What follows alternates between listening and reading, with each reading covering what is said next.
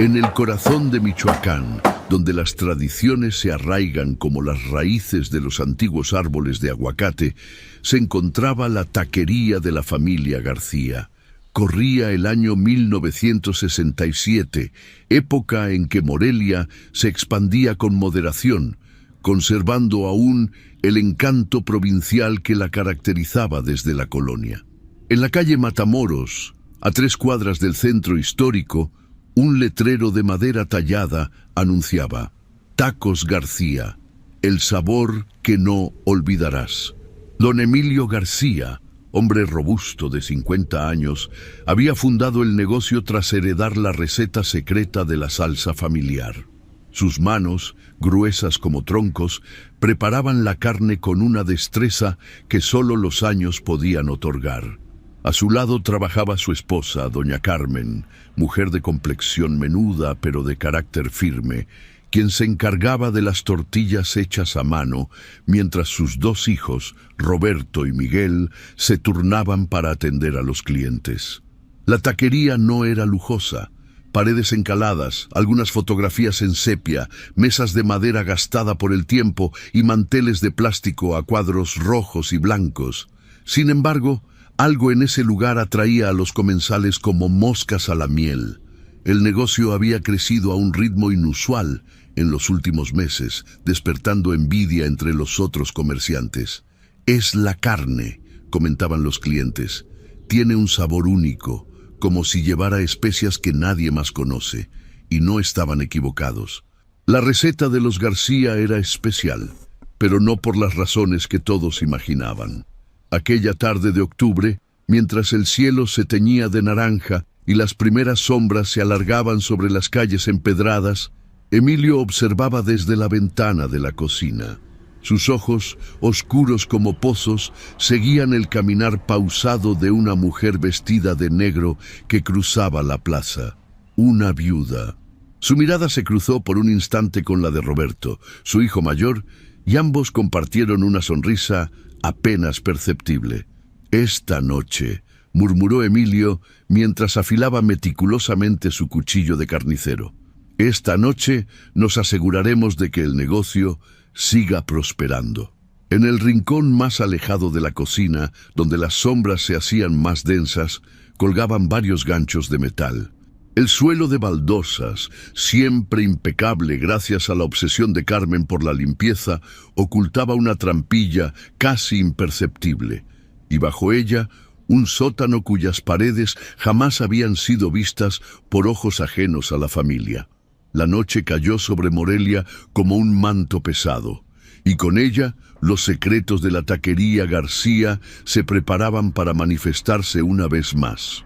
Concepción. Ramírez había perdido a su esposo hacía apenas 3 meses. A sus 42 años, la vida le había arrebatado al hombre que amaba, dejándola con una modesta pensión y una casa demasiado grande para ella sola. Las noches eran lo peor. El silencio se volvía ensordecedor, y los recuerdos, como fantasmas, recorrían cada rincón de su hogar en la calle Hidalgo. Aquella noche, mientras caminaba de regreso después de visitar la tumba de su difunto marido, notó que la luz de la calle parpadeaba como si quisiera advertirle algo. El frío se colaba por entre su rebozo negro, obligándola a apretar el paso. Fue entonces cuando escuchó el motor de una camioneta acercándose lentamente a sus espaldas. «Doña Concepción», la voz masculina sonaba familiar. Al girarse, reconoció a Roberto García, el muchacho de la taquería donde a veces compraba comida para no tener que cocinar. «Mi padre me envía. Dice que olvidó su monedero en nuestro local esta tarde». Concepción frunció el ceño. No recordaba haber visitado la taquería ese día, pero últimamente su memoria le jugaba malas pasadas. «Debe ser un error, joven. Hoy no he ido a su negocio», respondió con voz temblorosa. Roberto sonrió amablemente, pero sus ojos permanecieron fríos como piedras. «Mi padre insiste, incluso me describió su bolso y dijo que había varias fotografías de su difunto esposo dentro». Su tono era convincente, casi hipnótico. La mujer dudó. ¿Era posible que hubiera pasado por la taquería sin recordarlo? La confusión se apoderó de ella por un instante. Si gusta, puedo llevarla. Son apenas unas cuadras y la noche está muy oscura para que ande sola, insistió Roberto, abriendo la puerta del pasajero. Algo en su interior le gritaba que no subiera, pero el joven parecía tan seguro, tan amable. Además, conocía a la familia García desde hacía años. Eran personas respetables, trabajadoras. Con un suspiro de resignación, Concepción subió a la camioneta. El vehículo arrancó, alejándose del centro hacia las afueras de la ciudad. Cuando la mujer notó que no se dirigían a la taquería, ya era demasiado tarde. El pañuelo empapado en cloroformo cubrió su nariz y boca, mientras los ojos de Roberto la observaban a través del espejo retrovisor, completamente desprovistos de emoción. La camioneta se detuvo en la parte trasera de la taquería donde nadie podía ver. Roberto cargó el cuerpo inconsciente de Concepción hasta la trampilla del sótano, donde su padre lo esperaba con las mangas arremangadas y un delantal ya manchado de rojo oscuro. «Buena elección», murmuró don Emilio, examinando a la mujer. «La carne de las viudas siempre tiene un sabor especial.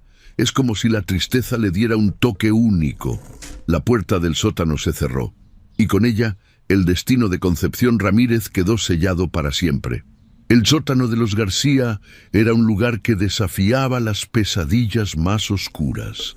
Las paredes, revestidas con azulejos blancos para facilitar su limpieza, reflejaban la luz amarillenta de las bombillas desnudas que colgaban del techo bajo. El aire era denso, mezclado con el olor metálico de la sangre y las especias que don Emilio usaba para disimular el verdadero origen de su carne. Concepción Ramírez despertó atada a una mesa metálica, con la boca amordazada y los ojos desorbitados por el terror. Frente a ella, don Emilio afilaba meticulosamente una colección de cuchillos, mientras tarareaba una vieja canción ranchera. A su derecha, doña Carmen separaba hierbas y especias con la misma tranquilidad con que lo haría para preparar un guiso convencional. «Ha despertado», anunció Carmen, sin levantar la vista de su labor. «Siempre es mejor cuando están conscientes. La adrenalina le da un sabor especial a la carne». Emilio se acercó a la mujer, cuyo cuerpo temblaba incontrolablemente. Las lágrimas corrían por sus mejillas, mezclándose con el sudor frío del pánico. «No se preocupe, doña Concepción», susurró, mientras acariciaba su cabello con una familiaridad perturbadora. «Su muerte servirá para algo.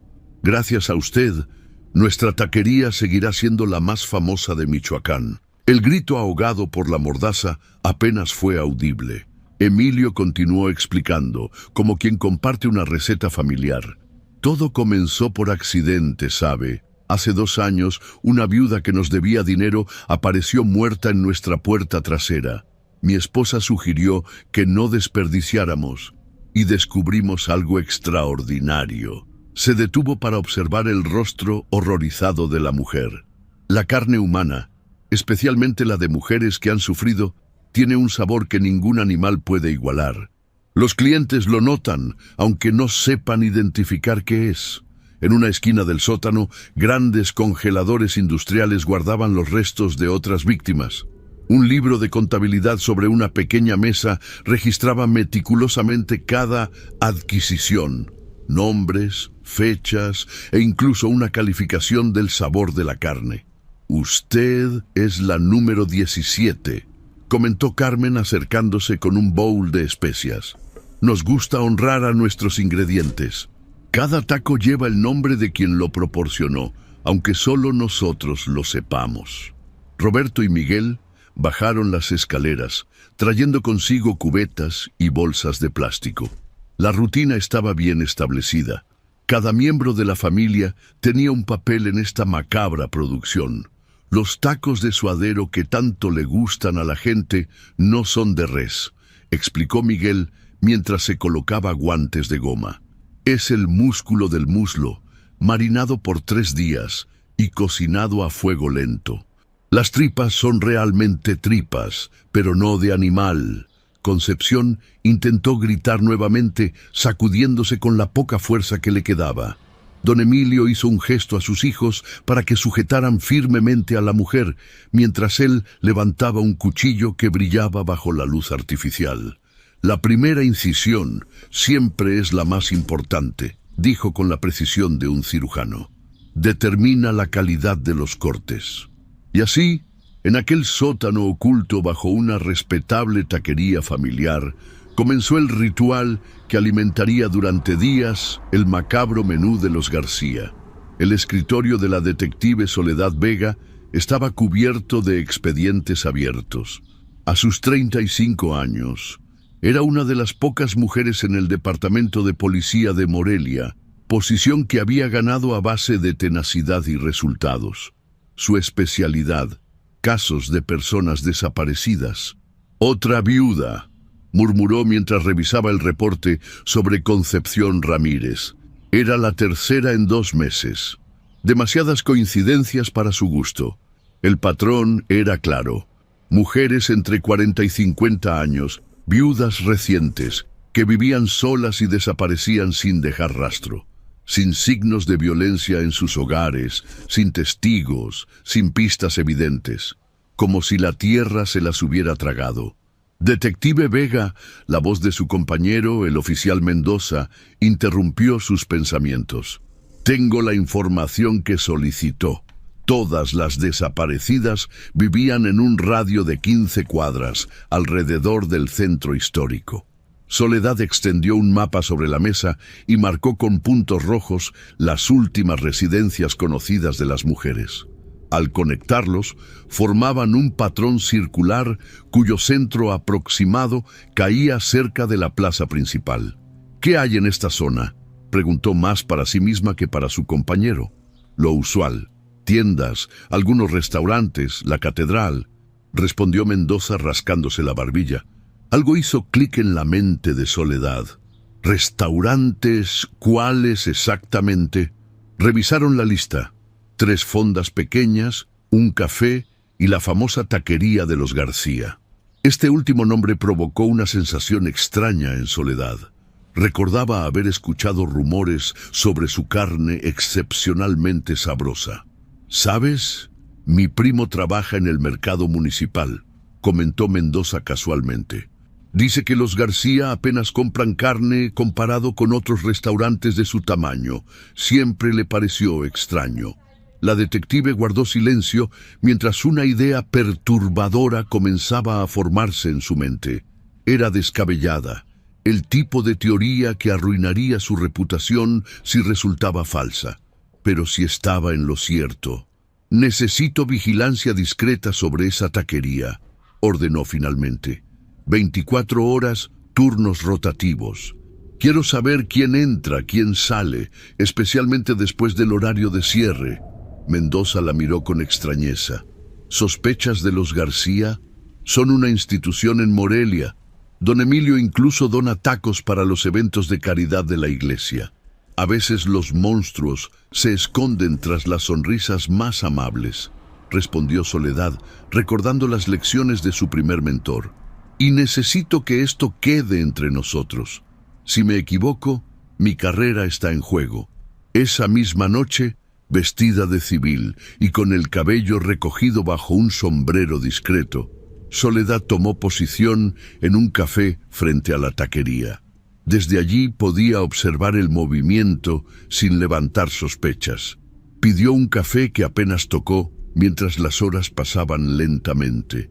A las 11, cuando la mayoría de los negocios ya habían cerrado, notó movimiento en la parte trasera del local. La camioneta de los García, conducida por el hijo mayor, salía con las luces apagadas. Decidió seguirla. Lo que Soledad no sabía era que Miguel, el hijo menor, la había notado desde la ventana de la taquería. Su mirada siguió el taxi que la detective abordó apresuradamente. «Papá», llamó con voz tranquila pero tensa, «creo que tenemos un problema». La camioneta de los García avanzaba lentamente por las calles desiertas de Morelia, como un depredador nocturno en busca de su próxima presa. Soledad mantenía una distancia prudente, indicándole al taxista que siguiera el vehículo sin acercarse demasiado. Su corazón latía con fuerza, mezcla de adrenalina e incertidumbre. Sabía que estaba jugando una carta peligrosa. El vehículo finalmente se detuvo frente a una modesta casa en la calle Allende. Roberto García descendió y tocó la puerta con suavidad. Momentos después, una mujer de mediana edad, vestida completamente de negro, le abrió.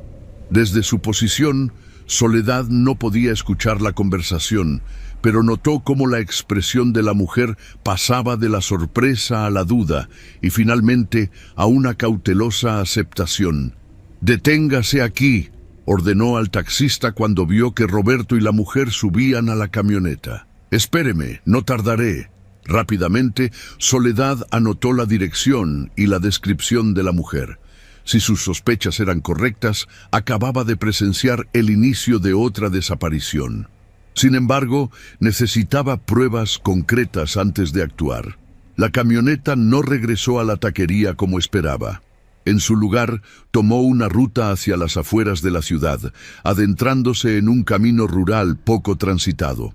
El taxista, cada vez más nervioso, se negó a continuar. «Hasta aquí llego, señorita.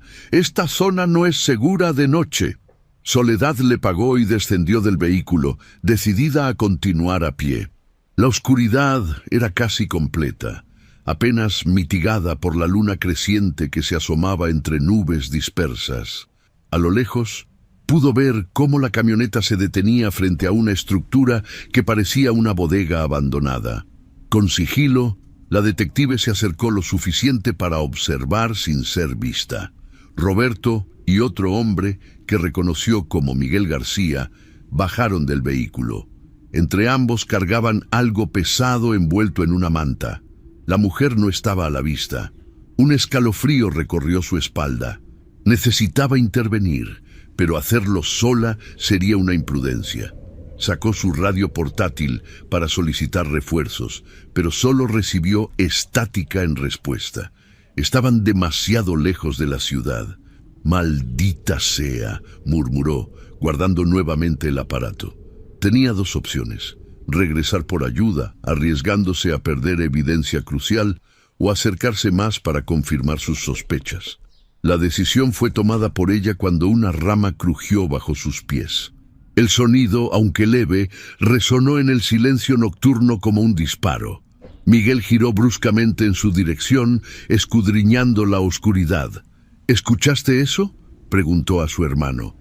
Roberto asintió, dejando su carga en el suelo. «Revisa los alrededores. Yo llevaré esto adentro». Soledad se agachó entre la vegetación, maldiciendo su descuido. Miguel se acercaba, linterna en mano, iluminando metódicamente cada arbusto. La detective retrocedió lentamente, buscando alejarse sin hacer ruido cuando su espalda chocó contra algo sólido. «Las mujeres curiosas suelen terminar mal», susurró una voz grave a sus espaldas. Antes de que pudiera reaccionar, un golpe contundente en la cabeza la sumió en la oscuridad. Cuando despertó, Soledad se encontraba atada a una silla en lo que parecía ser el interior de la bodega. La luz de una única bombilla iluminaba pobremente el espacio. Frente a ella, la familia García completa la observaba con una mezcla de curiosidad y cálculo frío. «Detective Vega». Don Emilio se acercó, limpiándose las manos en su delantal manchado. Su reputación la precede, siempre tan perspicaz, demasiado para su propio bien. «¿Dónde está la mujer?», preguntó Soledad, ignorando el dolor punzante en su cabeza. Emilio sonrió, señalando hacia un rincón oscuro. Allí, sobre una mesa metálica, yacía el cuerpo inmóvil de la mujer de negro. «Será parte de nuestro menú especial de mañana», respondió con naturalidad escalofriante. «Y usted, detective, nos ha proporcionado un ingrediente inesperado para nuestra colección».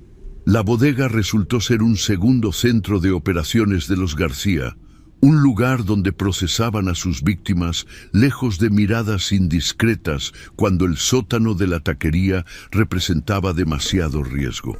El espacio, amplio y despejado, había sido acondicionado con equipos de carnicería industrial. En las paredes colgaban ganchos, cuchillos de diversos tamaños y sierras que brillaban siniestramente bajo la luz mortecina. Soledad intentaba mantener la compostura, aunque el terror amenazaba con paralizarla. Su entrenamiento policial nunca la había preparado para enfrentarse a algo así. No era un simple asesino, sino una familia entera dedicada sistemáticamente al canibalismo como negocio. Estoy segura de que mi compañero Mendoza ya habrá dado la alarma, dijo con más confianza de la que realmente sentía. Saben que estoy siguiendo este caso. Doña Carmen soltó una risita mientras preparaba una mezcla de hierbas en un mortero. Qué considerado de su parte intentar asustarnos, detective, pero sabemos que vino sola, sin informar a nadie de sus sospechas. Se acercó, inclinándose para mirarla directamente a los ojos. Las mujeres en posiciones de poder suelen ser así. Creen que deben demostrar su valía actuando en solitario. La precisión de aquella observación inquietó a Soledad. Era cierto, había querido confirmar sus sospechas antes de compartirlas, temiendo que la ridiculizaran por acusar a una respetable familia local de canibalismo. Miguel se acercó arrastrando un carrito metálico con instrumentos quirúrgicos perfectamente alineados. La detective es joven, mamá. Su carne será más tierna que la de las viudas, pero le falta el sabor de la pérdida, objetó Roberto. Las viudas tienen ese toque especial que da la tristeza prolongada. Soledad observó horrorizada cómo discutían sobre sus cualidades culinarias como quien debate los méritos de diferentes cortes de res.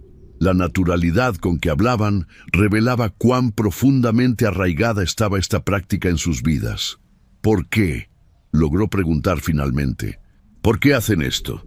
Don Emilio se acercó, secándose las manos en el delantal. Su expresión era la de un maestro dispuesto a compartir conocimiento con un alumno ávido. Mi abuelo descubrió el secreto durante la Revolución, explicó con orgullo. Cuando escaseaba la carne, alimentó a su batallón con los cuerpos de los caídos. Todos notaron que tenía un sabor superior, especialmente la carne de quienes habían sufrido mucho antes de morir. Hizo una pausa, sonriendo ante el recuerdo. Me lo contó en su lecho de muerte, pero yo era demasiado cobarde para probarlo, hasta que la necesidad nos obligó. Hace 3 años, nuestra taquería estaba al borde de la quiebra, continuó Carmen, tomando el relevo del relato con naturalidad. Una noche, una cliente murió de un infarto en nuestro baño. Emilio recordó la historia de su abuelo y, bueno, la desesperación nos hizo atrevidos. El éxito fue inmediato, añadió Roberto con entusiasmo perturbador. La gente no podía explicar por qué nuestros tacos sabían tan diferente, tan especiales. Empezaron a hacer fila, a recomendarnos, y así comenzó todo. Soledad sintió náuseas al comprender la magnitud de lo que estaba escuchando. Cientos, quizás miles de personas habían consumido carne humana sin saberlo, convirtiéndose en cómplices involuntarios de este horror. Las viudas son perfectas, explicó Miguel mientras afilaba meticulosamente un cuchillo.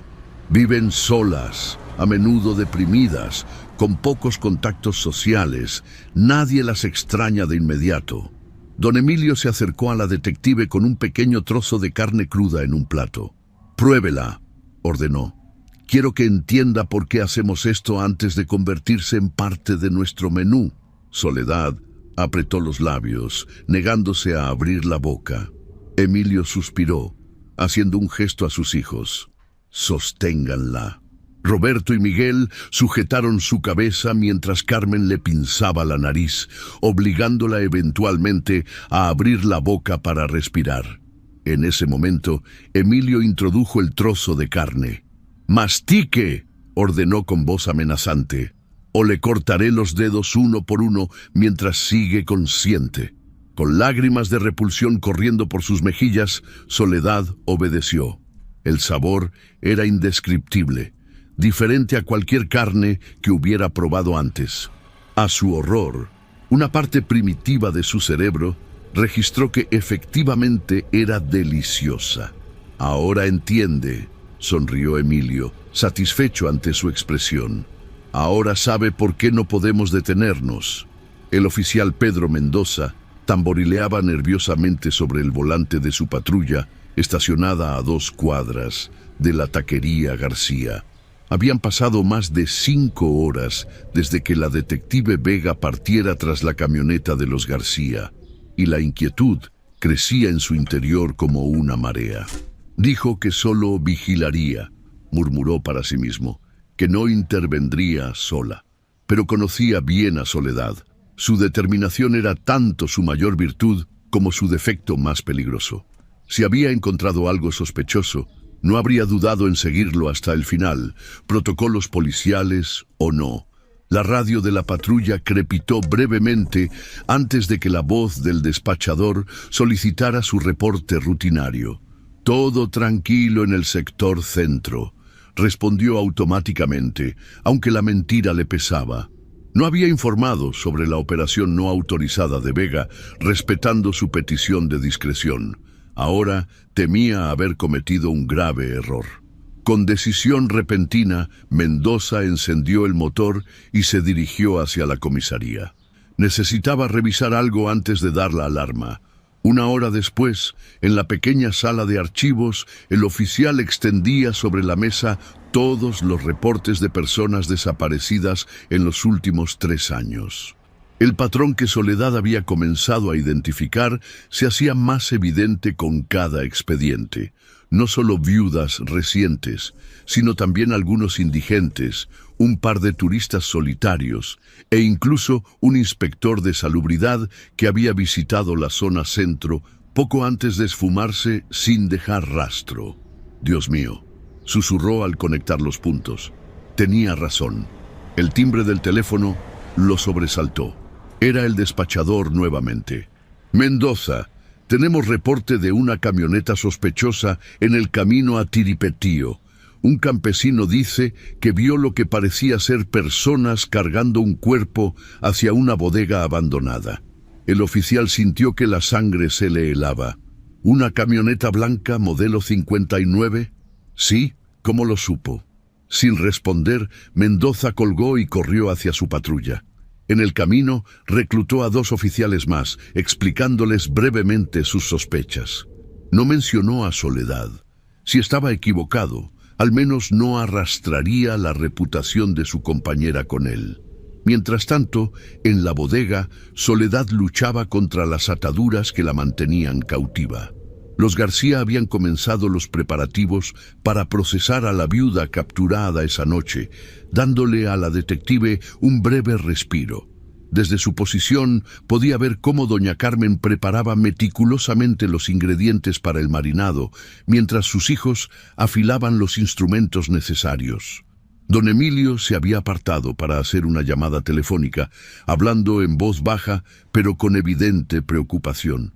Cuando regresó, su rostro mostraba tensión. «Tenemos que acelerar el proceso», anunció a su familia. «Hay movimiento policial inusual cerca del centro. Puede que no esté relacionado con nosotros, pero no podemos arriesgarnos». Soledad sintió un destello de esperanza. ¿Habría Mendoza notado su ausencia después de todo? «Comencemos con la detective», ordenó Emilio, acercándose a ella con un cuchillo de hoja curva.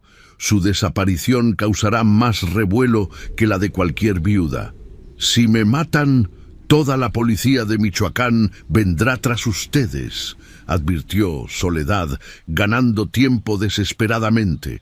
Nadie encontrará evidencia, respondió Carmen con calma perturbadora. Llevamos años perfeccionando nuestros métodos.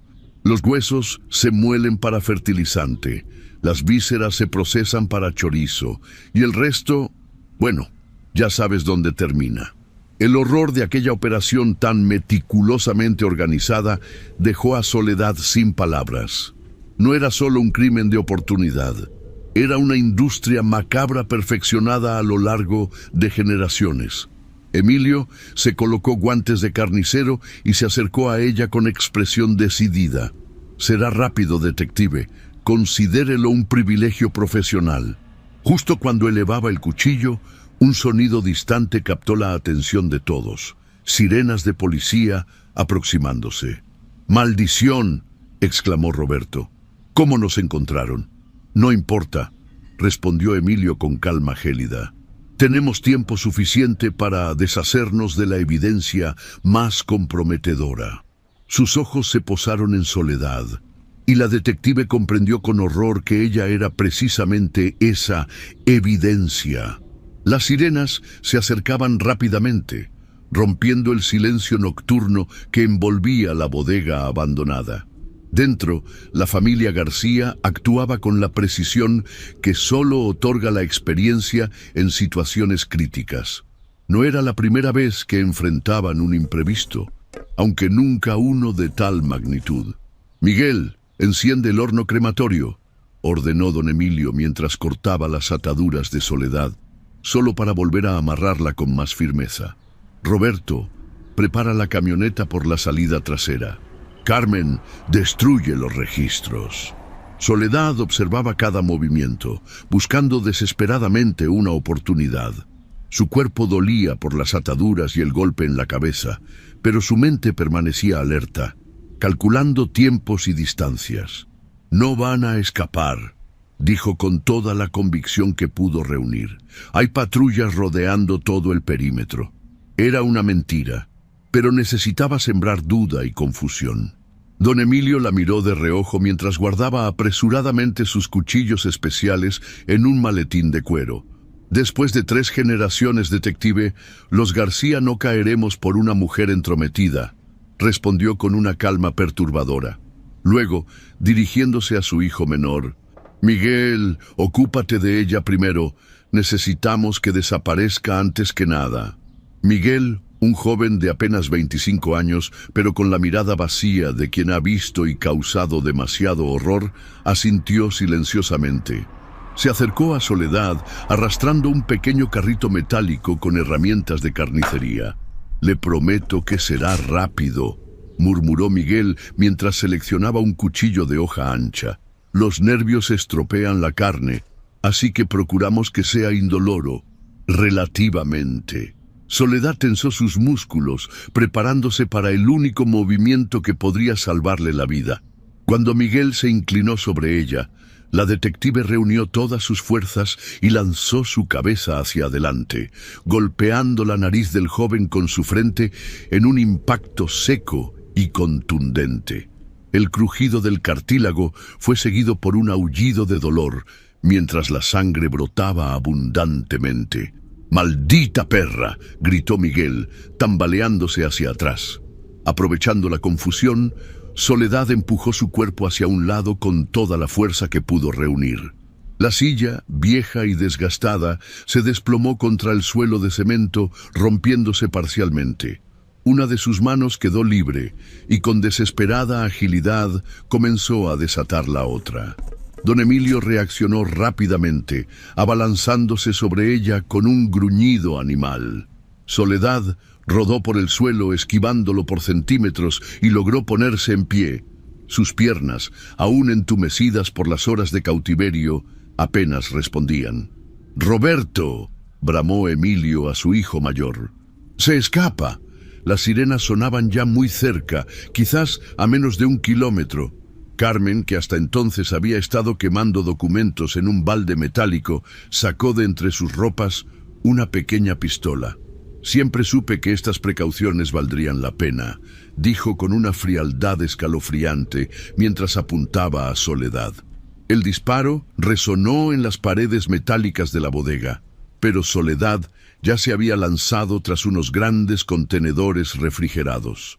La bala rebotó contra el metal, enviando esquirlas en todas direcciones. «Tenemos que irnos, Emilio», urgió Carmen. «Podemos establecernos en otro lugar, comenzar de nuevo. Tenemos el dinero». Pero don Emilio, con el rostro deformado por la ira, parecía no escucharla. 3 décadas de impunidad habían alimentado en él un sentido de invulnerabilidad que ahora se resistía a abandonar. «Nadie destruirá lo que hemos construido», sentenció, tomando un machete de carnicero. «Nadie». Fuera, los frenos de varios vehículos chirriaron sobre la grava. Voces masculinas gritaban órdenes, organizando un perímetro alrededor de la estructura. Soledad, agazapada entre los enormes refrigeradores, contuvo la respiración. Cada segundo que sobreviviera era una victoria. Pero también sabía que los García, acorralados, eran más peligrosos que nunca. El sonido de la puerta trasera abriéndose captó su atención. 2 disparos rompieron la noche, seguidos de un grito ahogado. «¡Policía! ¡Nadie se mueva!». La voz de Mendoza resonó con autoridad. Lo que siguió fue un caos de movimientos y sonidos. Carmen disparó hacia la entrada, mientras Miguel, con el rostro ensangrentado, intentaba alcanzar la salida lateral. Don Emilio, en un arrebato de furia ciega, se lanzó directamente hacia los oficiales que entraban. Soledad aprovechó la confusión para arrastrarse hasta la mesa donde yacía, aún inconsciente, la mujer que habían capturado esa noche. Con dedos temblorosos, verificó su pulso. Débil, pero presente. Un nuevo intercambio de disparos la obligó a agacharse. Cuando volvió a mirar, vio a doña Carmen desplomarse con una expresión de sorpresa congelada en su rostro. Miguel había logrado escapar por una ventana trasera, perseguido por 2 oficiales. Y don Emilio, el patriarca de aquel imperio de horror, avanzaba directamente hacia ella, con el machete en alto y una determinación asesina en su mirada. «Si voy a caer», rugió, «me llevaré a la responsable conmigo». Soledad buscó desesperadamente algo para defenderse. Sus ojos se posaron en uno de los cuchillos que habían quedado sobre la mesa. Lo tomó justo cuando Emilio descargaba un golpe que habría partido su cráneo en 2. El machete se clavó en la mesa metálica, quedando atascado por un instante crucial. Con un movimiento nacido del puro instinto de supervivencia, Soledad hundió el cuchillo en el abdomen de Emilio García, empujándolo con todas sus fuerzas. El hombre abrió los ojos con sorpresa, como si no pudiera creer que finalmente alguien hubiera logrado herirlo. «Ustedes no entienden», balbuceó mientras la sangre brotaba de su boca. «Lo que hacemos es arte». Soledad empujó más profundo, torciendo la hoja. «Lo que hacían era monstruoso», respondió con voz firme. Don Emilio se desplomó a sus pies, su sangre mezclándose con la de tantas víctimas inocentes que habían pasado por sus manos. Mendoza llegó a su lado, jadeando y con el arma aún en alto. «¿Estás bien?», preguntó, aunque la respuesta era evidente. «Supervisa que atiendan a la mujer», respondió Soledad, señalando a la víctima inconsciente. «Aún podemos salvarla». Mientras los oficiales aseguraban la escena, Soledad se dejó caer en el suelo, sintiendo cómo la adrenalina abandonaba su cuerpo, dejando solo un cansancio abrumador. Sus ojos recorrieron aquel lugar de pesadilla. Los instrumentos de precisión para cortar carne humana, los contenedores donde guardaban los ingredientes, las especias que usaban para disfrazar el verdadero origen de su famoso platillo. La taquería más popular de Michoacán había servido carne humana durante años y nadie lo había sospechado, nadie excepto ella. Una semana después del descubrimiento de la bodega, Morelia seguía conmocionada. Los periódicos no hablaban de otra cosa, con titulares cada vez más sensacionalistas. Familia caníbal alimentaba a toda la ciudad. Tacos García, el festín del horror. 17 víctimas identificadas en la carnicería humana. En la comisaría, Soledad revisaba los informes preliminares junto al jefe de policía y 2 agentes federales que habían llegado para colaborar en la investigación. Las evidencias encontradas superaban sus peores pesadillas. «Hemos identificado restos de al menos 23 personas distintas», explicó uno de los forenses. «Algunos se remontan a casi 4 años atrás. La mayoría son mujeres, pero también hay 3 hombres y, lamentablemente, un adolescente. Soledad cerró los ojos un momento, intentando controlar la náusea que la invadía cada vez que pensaba en cuántas personas habían consumido, sin saberlo, carne humana. Era una violación tan profunda que muchos ciudadanos habían buscado ayuda psicológica tras conocer la noticia. ¿Algún rastro de Miguel García?, preguntó al jefe de policía. El hombre negó con la cabeza. Nada aún. Parece que tenía contactos fuera del estado. Hemos emitido una alerta nacional, pero podría estar en cualquier parte. La única superviviente directa, Esperanza Jiménez, la viuda que habían capturado la noche de la redada, permanecía en el hospital, traumatizada pero viva. Su testimonio había sido crucial para reconstruir el modus operandi de los García. Mendoza entró en la oficina con una carpeta en la mano. Acaban de llegar los resultados de las pruebas en los congeladores de la taquería, anunció con expresión sombría. Positivo en todos. Estaban sirviendo eso hasta el día anterior a la redada. Un silencio pesado cayó sobre la habitación. El impacto en la comunidad era devastador. Muchos negocios del centro habían cerrado temporalmente por falta de clientes. Nadie quería comer fuera de casa. «Hay algo más», añadió Mendoza, dudando un momento antes de continuar. «Encontramos un diario personal de don Emilio. Al parecer, esta práctica viene de generaciones atrás. Su abuelo comenzó durante la Revolución y su padre continuó de forma ocasional. Él lo convirtió en un negocio sistemático». Soledad sintió un escalofrío. ¿Menciona cómplices? No directamente, pero hay referencias a amigos en altos lugares que les ayudaban a encubrir las desapariciones. Mendoza bajó la voz. Y hay páginas arrancadas, detective. Páginas que alguien no quería que encontráramos. La implicación era clara. Posiblemente existían personas poderosas involucradas, quizás no en el canibalismo, pero sí en su encubrimiento. Funcionarios que habían desviado investigaciones, ignorado denuncias o alertado a los García cuando alguien comenzaba a hacer preguntas incómodas. «No vamos a detenernos hasta llegar al fondo», afirmó Soledad con determinación. «Cada persona involucrada responderá por esto». Esa noche, mientras conducía de regreso a su apartamento, Soledad notó un vehículo que parecía seguirla a distancia. No era paranoia. Después de lo ocurrido, sabía que Miguel García seguía libre y posiblemente buscando venganza. Además, si realmente existían cómplices poderosos, su investigación representaba una amenaza para ellos. Al llegar a casa, revisó 2 veces las cerraduras antes de permitirse un momento de descanso. Sobre la mesa de la cocina había dejado el expediente con las fotografías de todas las víctimas identificadas. Rostros de mujeres que habían sufrido la pérdida de sus esposos, solo para convertirse ellas mismas en presas de una familia de depredadores. El teléfono sonó, sobresaltándola. Era un número desconocido. «Detective Vega», respondió con cautela.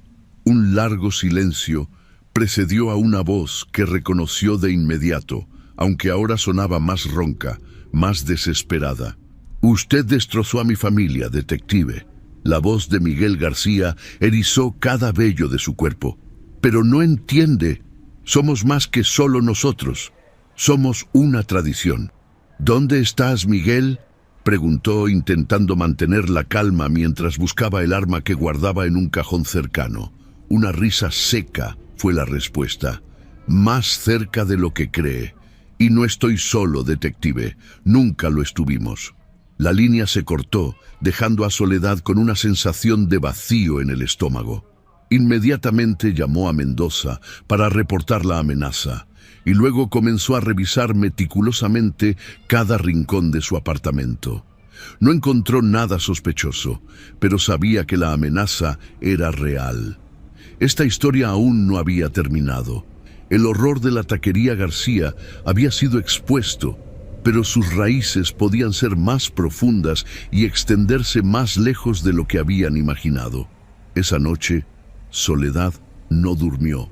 Sus pensamientos oscilaban entre las imágenes de las víctimas, el recuerdo del sótano macabro bajo las baldosas de la taquería y la certeza inquietante de que Miguel García no era el único monstruo que quedaba por capturar. 3 meses después de los eventos en la bodega, Morelia intentaba recuperar la normalidad. La taquería García había sido demolida por orden municipal, y en su lugar se planeaba construir un pequeño memorial para las víctimas. La mayoría de los cuerpos habían sido identificados y entregados a sus familias para darles un entierro digno, aunque de algunos solo quedaban fragmentos imposibles de identificar. Soledad Vega había sido ascendida a jefa de investigaciones especiales, un reconocimiento a su valor y perspicacia. Sin embargo, 2 sombras persistían sobre su victoria. Miguel García seguía prófugo y las páginas arrancadas del diario de don Emilio nunca aparecieron. Aquella tarde de abril, mientras revisaba expedientes en su nueva oficina, Mendoza entró sin llamar, con una expresión que mezclaba urgencia y preocupación. «Lo encontraron», anunció sin preámbulos. «Miguel García está muerto».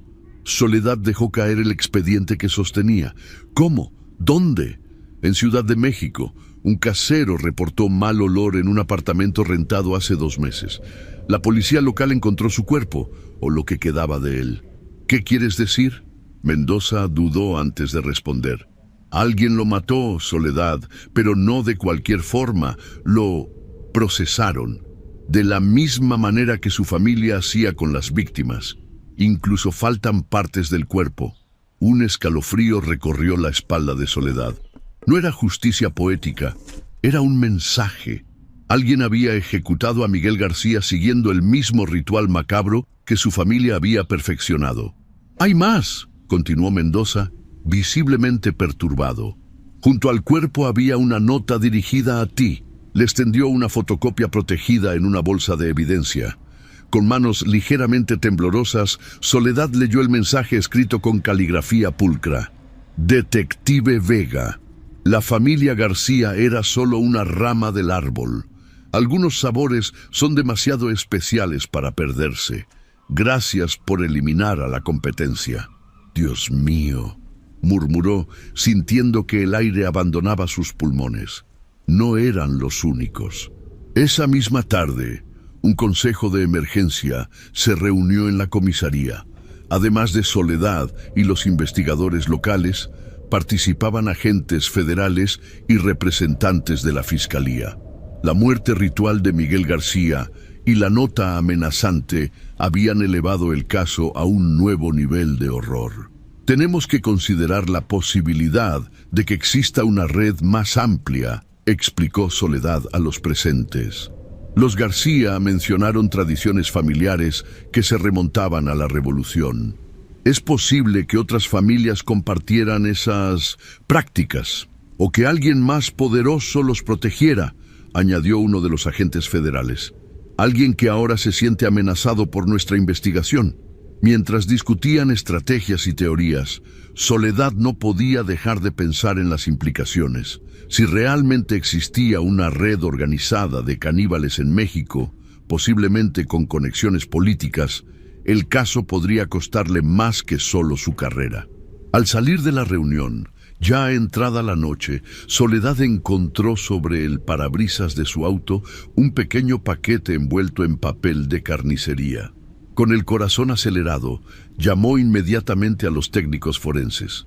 El paquete contenía un trozo de carne fresca y una tarjeta que decía simplemente: «Una muestra de Miguel. El sabor del miedo es incomparable. Nos veremos pronto, detective». Mientras los técnicos procesaban la evidencia, Soledad contemplaba la ciudad desde la ventana de la comisaría. En algún lugar entre aquellas luces, entre la gente común que caminaba sin sospechar el horror que se había alimentado de su comunidad durante años, se escondían otros monstruos. Monstruos que ahora conocían su nombre y su rostro. La investigación de la taquería García había terminado, pero una más oscura y peligrosa apenas comenzaba. Y esta vez, Soledad no era solo la cazadora, también se había convertido en presa. En las calles de Morelia, nuevos restaurantes abrían sus puertas, prometiendo sabores auténticos y recetas tradicionales. Y entre ellos, quizás, se ocultaba el siguiente capítulo de esta historia de horror que, como la carne que servían los García, tenía un sabor que la gente no olvidaría jamás.